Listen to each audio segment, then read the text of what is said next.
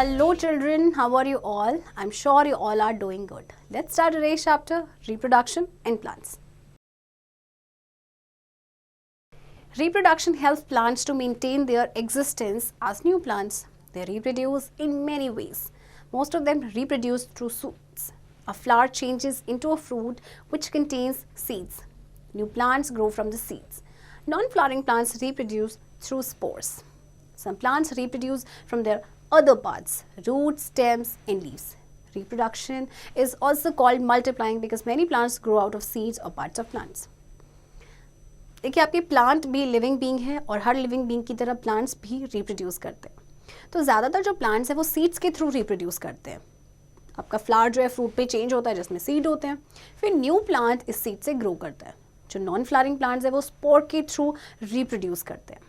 तो रिप्रोडक्शन को मल्टीप्लाइंग भी कहा जाता है क्योंकि बहुत सारे प्लांट्स ग्रो आउट करते हैं सीड से या फिर प्लांट के पार्ट से. तो आपके जो कुछ प्लांट्स हैं रिप्रोड्यूस करते हैं सीड्स के थ्रू करते हैं, जबकि कुछ ऐसे हैं जो अपने पार्ट्स के थ्रू करते हैं जैसे रूट, स्टेम या फिर leaves. A plant produces many seeds. Undeveloped seeds do not grow. Some are eaten by animals and some are destroyed by heat or rain. Others may not get right conditions of soil, enough air and water. In this way, only a few seeds get a chance to grow into new plants. Therefore, a plant produces a large number of seeds to have a chance of survival. Thus, the plant tries to maintain and multiply its existence on earth in the form of a new plant. देखिए, जब हम seeds को सो करते हैं, बहुत सारी seeds को सो करते हैं, तो जो अनडेवलप्ड सीड्स हैं वो तो ग्रो नहीं कर पाता है. कुछ को एनिमल्स खा लेते हैं, कुछ हीट या रेन से डिस्ट्रॉय हो जाते हैं. कुछ ऐसे होते हैं जिन्हें राइट कंडीशंस नहीं मिल पाते लाइक सॉइल या एयर या वार्मथ. तो इस तरह से कुछ ही सीड्स जो होते हैं उनको चांस मिलता है न्यू प्लांट में ग्रो करने का. तो इसीलिए जो प्लांट होता है वो लार्ज नंबर ऑफ सीड्स को प्रोड्यूस करता है. Structure of a seed. A seed has an outer covering known as seed coat. It protects the embryo or baby plant. It has a tiny hole to allow water to enter. There are two seed leaves or cotyledons inside the seed coat in grams, peas and beans. Wheat, maize or rice have only one seed leaf. Between seed leaves or inside a seed leaf, there is a baby plant. This baby plant has a tiny shoot and tiny root. Food is stored in the seed leaves for the baby plant till green leaves grow. Seed की एक outer covering होती है जिसे कहा जाता है seed coat. Right, ये क्या करता है कि एम्ब्रियो यानी कि बेबी प्लांट को प्रोटेक्ट करता है. इसमें टाइनी होल होता है जो वाटर को एंटर करने के लिए अलाउ करता है. तो दो सीड लीव्स होती है या फिर कॉटिलीडन्स. ये कहाँ होती है? जैसे आप ग्राम या पी या बीन्स की सीड्स को देखेंगे तो इनकी दो सीड लीव्स होती है, जबकि व्हीट, मेज या राइस की बात करें तो इनमें सिर्फ एक ही सीड लीफ होती है. तो बिटवीन सीड लीव्स और इनसाइड अ सीड लीफ एक बेबी प्लांट होता है. इस बेबी प्लांट की बहुत ही छोटी सी शूट और बहुत छोटी सी रूट होती है. फूड स्टोर्ड होता है आपके सीड लीव्स में बेबी प्लांट के लिए till green leaves grow. Needs of a germinating seed. A germinating seed needs air, water and suitable temperature. The seed needs air as it needs oxygen to breathe. The seeds get oxygen from the air trapped in the soil. Seeds are sown not deep but near the surface of soil to let them get air. When water is absorbed, seed becomes quite soft. It swells up and the seed coat is ruptured to let the baby plant come out. The seed needs proper warmth for itself to become active and grow. They do not germinate in very cold or very hot temperature. A moderate temperature of 25 to 35 degrees centigrade normally favors germination. अब germinating seed के लिए कुछ conditions का होना बहुत ज़रूरी है. जैसे कि एयर की हम बात करें, इसको ऑक्सीजन की ज़रूरत होती है ब्रीथ करने के लिए. तो सीड को ऑक्सीजन कहाँ से मिलती है? सॉइल में जो एयर ट्रैप्ड होती है उससे.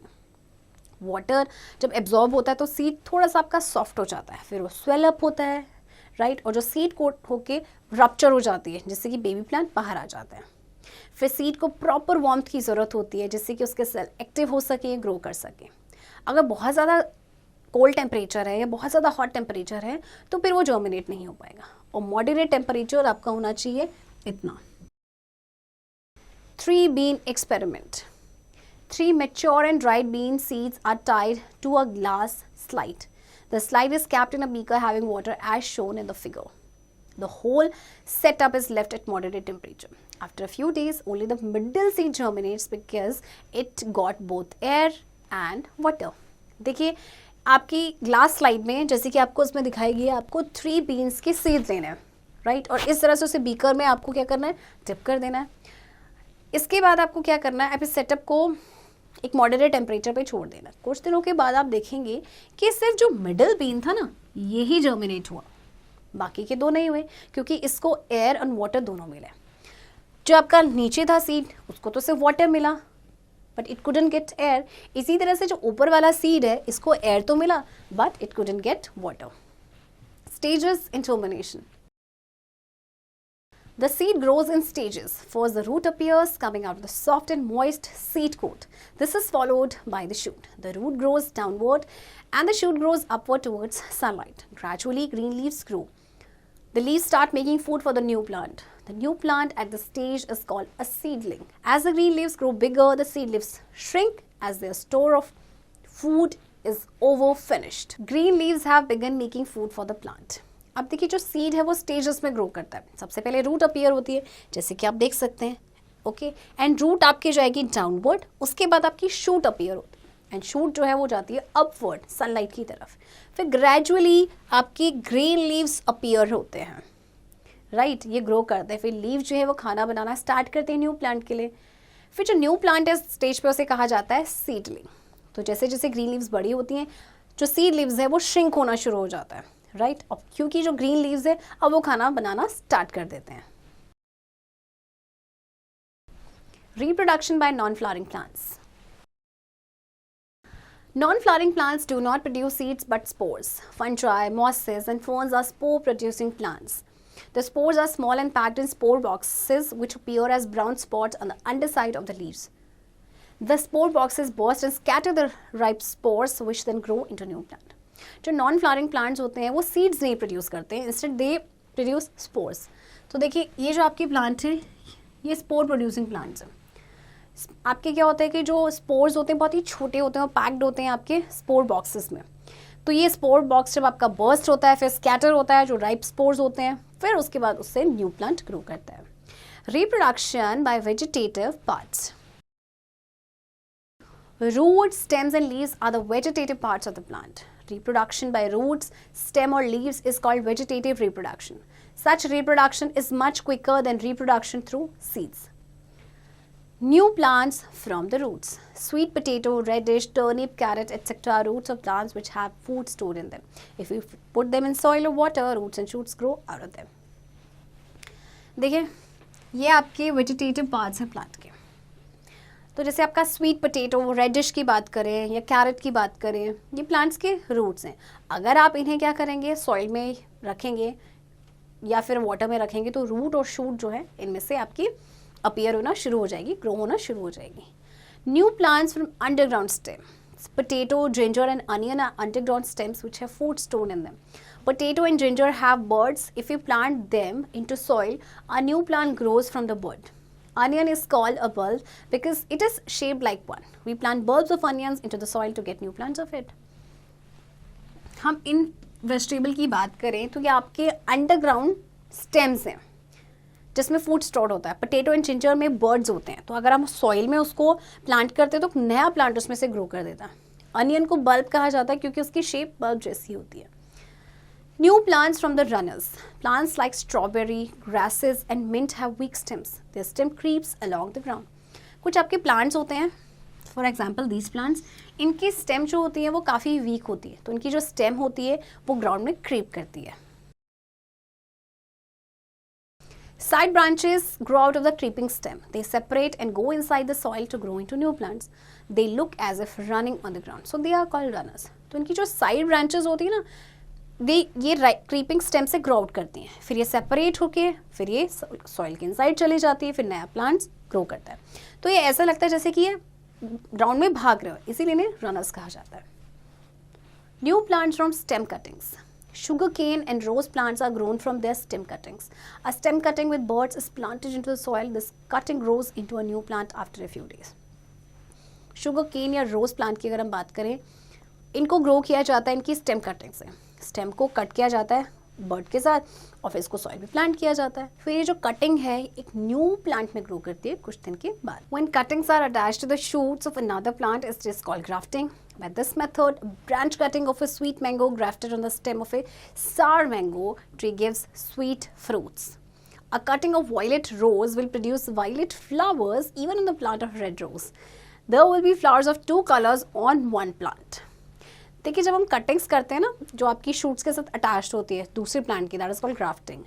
इस मेथड से हम क्या करते हैं, जैसे कि स्वीट मैंगो की जो ब्रांच को हमने कट किया और उसको सार मैंगो के स्टेम के साथ ग्राफ्ट कर दिया, तो उसमें अब स्वीट फ्रूट्स आएंगे। इसी तरह से जो वॉयलेट रोज है, अगर कटिंग उसकी हम करते हैं तो वो प्रोड्यूस करेगा violet flowers even on the plant of red rose. So इसमें फ्लावर्स आपके होंगे 2 कलर्स के, वो भी एक प्लांट पे। New plant from the tips of branches और layering. Side branch of a jasmine plant is bent towards the ground and a portion covered with moist soil while the growing tip is exposed. After some days, new roots develop. The branch is cut and the new plant with soil is planted in another place. New plants of raspberries are also grown in this way. Jasmine plant की जो side branch होती है वो ground की तरफ bend हो जाती है एंड कुछ पोर्शन उसका कवर हो जाता है मॉइस्ट सॉइल के साथ, राइट। तो कुछ दिन के बाद जो है वो न्यू रूट्स डेवलप हो जाते हैं। फिर इस ब्रांच को कट किया जाता है एंड जो न्यू प्लांट है विथ सॉइल उसको प्लांट किया जाता है दूसरे प्लेस में। इसी तरह से जो प्लांट्स होते हैं रास्पबेरीज के, वो भी इसी तरह से ग्रो किए जाते हैं। New plants from leaves. Leaves of some plants like Bryophyllum and Begonia bear buds on them. When kept in moist soil, they produce new plants. कुछ प्लांट्स की लीव्स होती है जैसे कि ब्रायोफिलम या बेगोनिया की, इनमें बर्ड्स होते हैं, तो जब इनको मॉइस्ट सॉइल में रखा जाता है तो वहाँ से न्यू प्लांट ग्रो करते हैं। Production of crops. Food is essential for existence of life. Most of our food comes from plants like wheat, maize, rice, etc. They are called food plants. We grow them in the fields in large numbers to meet increasing demand of the growing population. Growing food plants at a large scale is called a food crop. We take special care of them.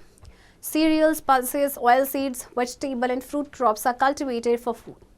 We also grow crops of medicines, tobacco, coffee, tea, rubber and fibers. Different plants grow in different seasons, climates and soil. देखिए food हमारी life की existence के लिए बहुत important है। हमारा ज़्यादातर खाना जो है वो प्लांट से आता है। जैसे हम सीरियल्स की बात करें या आपका फ्रूट्स है या वेजिटेबल्स हैं, अगर आप फूड प्लांट को ग्रो करें लार्ज स्केल में, that is called food crop, तो हमें उनकी स्पेशल केयर करनी पड़ती है। सीरियल्स हैं आपके, या ऑयल सीड्स हैं या पल्सेस हैं, इनको कल्टिवेट किया जाता है फूड के लिए। इसके अलावा हम मेडिसिन की क्रॉप्स भी ग्रो करते हैं, टबेको, कॉफ़ी, टी, इन सब को ग्रो करते हैं। तो डिफरेंट प्लांट जो है वो डिफरेंट सीजन में, डिफरेंट क्लाइमेट में और डिफरेंट सॉइल में ग्रो करते हैं। Seasons and climate. Fruits and vegetables like apple, peach, plum, cabbage and cauliflower grow in winter season or cool climate of hilly areas. Banana, guava, papaya, sugarcane, lady's finger, pumpkin and gourd grows in summer season or areas of warm climate. Coconut trees grow in hot and moist climate of the coastal regions. Crops of cereals, pulses and oilseeds like wheat, gram and mustard grow in winter and are called rabi crops. Crops like rice, maize and millets grow in summer and are called kharif crops. तो देखिए कुछ आपके fruits and vegetables हैं जो आपके winter season में grow करते हैं या फिर कोल्ड क्लाइमेट में, हिल एरियाज में। कुछ आपके ऐसे फ्रूट्स एंड वेजिटेबल्स हैं जो आपके वार्म क्लाइमेट में ग्रो करते हैं या फिर समर सीजन में। कुछ जो क्रॉप्स आपकी ग्रो की जाती है विंटर में उन्हें कहा जाता है rabi crops, for example these. And जो क्रॉप्स आपकी समर में ग्रो की जाती है उन्हें कहते हैं kharif crops. Soil and water. Most of the crops need a well-aerated, sandy soil. But crops like rice and jute need clay soil so as to hold maximum amount of water to keep their root always in water. Soil of Bengal is of such type. Crops like groundnut and cotton are grown after rains to make use of the little water that remains stored in the soil. These grow well in the black soil of central and western India. देखिए ज़्यादातर जो crops हैं उनको well aerated Sandy soil की ज़रूरत होती है, but आपके राइस एंड जूट है उनको क्ले सॉइल की ज़रूरत होती है ताकि वो मैक्सिमम अमाउंट ऑफ वाटर को होल्ड करके रख सके। ग्राउंडनट या कॉटन की बात करें तो इनको ग्रो किया जाता है रेन के बाद, राइट। तो ये आपके ब्लैक सॉइल में अच्छे से ग्रो करती हैं जो आपके सेंट्रल या वेस्टर्न इंडिया में पाई जाती है। Wheat is grown more in the sandy and well-irrigated soil of Punjab and Uttar Pradesh. Millets are grown more in sandy soil like that of Rajasthan, which has lesser amount of water. आपके wheat की अगर हम बात करें, ये आपके well irrigated और Sandy soil में उगाई जाती है जैसे कि पंजाब एंड उत्तर प्रदेश, जबकि मिलेट्स आपकी सैंडी सॉइल में होती है जैसे कि Rajasthan. Tea is grown on hill slopes of Darjeeling, Assam and Nilgiri. The rain water falling on slopes flows down leaving the soil wet but the plant roots are immersed in water. Tea जो है आपकी वो हिल slopes में ग्रो की जाती है जैसे दार्जिलिंग या असम या नीलगिरी में. तो जो रेन वाटर है वो स्लोप्स के थ्रू आपका फ्लो करता है जिससे कि जो सॉइल है वो वेट रहती है बट प्लांट रूट्स आपके वाटर में इमर्स्ड है. How to grow a good crop. We should use healthy and ripe seeds of the strongest plants for sowing. The soil should be prepared well by plowing, as all crop plants like well aerated soil. Deficiency of minerals is removed by addition of chemical fertilizers and manure to the soil. Taking plants and cattle dung make compost, the natural manure or organic fertilizer, which is most essential for the crops. Urea, ammonium nitrate, phosphate and sulfate are chemical fertilizers. The crop should be irrigated at proper time. The weeds should be removed from time to time. अच्छा, अच्छी crop को हम कैसे grow कर सकते हैं? सबसे पहले तो हमें हेल्दी सीड्स को सिलेक्ट करना पड़ता है, हेल्दी एंड राइप सीड्स को. सॉइल को प्रिपेयर करना पड़ता है, उसको प्लाउ करना पड़ता है, राइट. फिर उसके बाद जैसे कि अगर मिनरल्स की डिफिशियंसी हो जाती है उसके लिए मैन्यूर ऐड किया जाता है, फर्टिलाइजर्स ऐड किया जाता है. टीकिंग प्लांट्स जो कैटल डंग है ये आपका नेचुरल मैन्यूर है, राइट. इसके बाद क्रॉप को वेल इरीगेट करना चाहिए एंड टाइम टू टाइम करना चाहिए. वीड्स जो हैं यानी वीड्स आपके होते हैं अनवांटेड प्लांट्स, इनको भी टाइम टू टाइम रिमूव करना चाहिए. Protection of crops. Herbivorous animals like cows, buffaloes and goats etc. not only graze the top parts of plants but also crush and damage them. They can be kept away by making proper fence of barbed wire all around the fields. अच्छा देखिए, कुछ herbivorous animals होते हैं ना, crops का जो upper part होता है उससे तो खाते ही हैं, साथ ही साथ हमारे क्रॉप को क्रश भी कर देते हैं, उसको डैमेज कर देते हैं. तो इसीलिए जो फील्ड्स है उसमें प्रॉपर फेंसिंग होनी चाहिए बार्ब्ड वायर्स की. Rats, birds and squirrels eat up the fruits and grains of crop plants. They should be kept away from fields. इसी तरह से बर्ड्स या स्क्विरल्स हैं, ये क्या करते हैं, फ्रूट्स या फिर जो क्रॉप प्लांट की ग्रेन्स है ना उसे खाते हैं, तो इसीलिए उन्हें फील्ड से दूर रखना चाहिए. Insects like aphids, grasshoppers and caterpillars eat the leaves of plants. Some eat fruits too. Insects are killed by spraying chemicals like DDT and Gamaxine. But these chemicals are absorbed by plants and thus pass on to humans with their diet. Therefore, the use has been prohibited. Instead, the breeding of insect is controlled by removing their eggs. Weeds are their hiding places and alternate food, so weeds are removed. Harmed leaves and fruits and diseased plants are removed as early as possible to prevent spread of insects.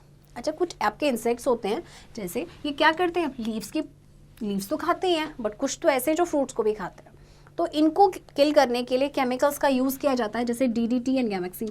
But ये बहुत ही ज़्यादा harmful है क्योंकि plants इन्हें absorb कर लेते हैं and then ये ह्यूमंस में पास ऑन हो जाते हैं, तो इसीलिए इनका यूज़ जो है वो प्रोहिबिट कर दिया गया है. तो इंसेक्ट के ब्रीडिंग को कंट्रोल करने का तरीका होता है कि उनके एग्स को ही रिमूव कर दिया जाए, राइट. तो वीड जो होते हैं इनके लिए परफेक्ट प्लेस होते हैं हाइड करने के लिए और इनका अल्टरनेटिव फूड भी. सो इसीलिए वीड्स को ही हटा देना चाहिए. इसके अलावा अगर लीव्स खराब लीव्स हैं, फ्रूट्स खराब है या कोई डिसीज प्लांट है उसे भी रिमूव कर देना चाहिए. Fungi, viruses and bacteria cause several diseases in crop plants. They are looked out from the very beginning and removed. When necessary a dilute fungicide is spread. अब ये जो माइक्रोब्स हैं ये क्या करते हैं, हमारी क्रॉप को नष्ट करते हैं, डिस्ट्रॉय करते हैं. तो जब ज़रूरत हो तो एक डाइल्यूट फंजाइसाइड भी हम स्प्रे कर सकते हैं. Protection of seeds in store. Seeds of cereals etc. are main part of our food. So we raise seed crops and store them for year-long use. If the seed becomes damp, they become rotten and spoiled by fungi. So godowns should be kept dry. Rats and insects should not reach them. The seeds should be stored in airtight and sealed containers. To prevent possibility of spoiling, chemicals are mixed in it. Therefore, seeds should be washed well before being used. जो seeds होते हैं serials के वो हमारे main part है हमारे food का, इसीलिए जैसे कि हम क्रॉप ग्रो करते हैं फिर उनमें से जो सीड्स जो आपके निकलते हैं यानी जो सीरियल्स होते हैं उनको हमें लंबे टाइम तक के लिए चलाना होता है, तो इसीलिए उनको प्रॉपरली स्टोर करना चाहिए, अगर सीड आपके डैम्प होंगे तो वो ख़राब हो जाएंगे, राइट। तो इसीलिए गोडाउन्स जहाँ पे इनको स्टोर किया जाता है इनको ड्राई रखना चाहिए।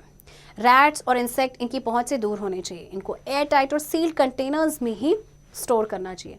और कई बार क्या होता है कि ये पॉसिबिलिटी होती है स्पॉइलिंग की, तो इसीलिए केमिकल्स को मिक्स कर दिया जाता है। इसीलिए सीड्स को यूज़ करने से पहले अच्छे से वॉश करना चाहिए। Forget me not. Plants reproduce by germination of seeds or spores or by growing from roots, stem and leaves. A plant grows a large number of seeds to have a chance that at least some of them grow. A seed has a baby plant and stored food in it. Water, air and suitable temperature are necessary for seed germination. Growing certain plants on a large scale is called a crop. Better crops are grown by the use of healthy seeds, proper soil preparation, addition of fertilizer, proper irrigation and good care. Children, I hope आपको ये chapter समझ आया होगा and इस chapter की practice अब आप खुद से करेंगे।